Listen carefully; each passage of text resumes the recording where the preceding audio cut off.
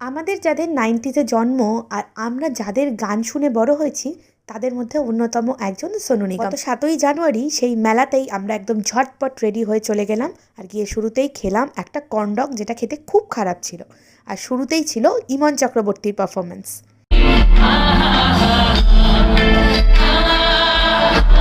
আর তারপরেই মঞ্চে উঠলেন সোনু নিগম আর একের পর এক গান গেয়ে মাতিয়ে রাখলেন আমাদের। শুনে নিন কয়েকটা গান।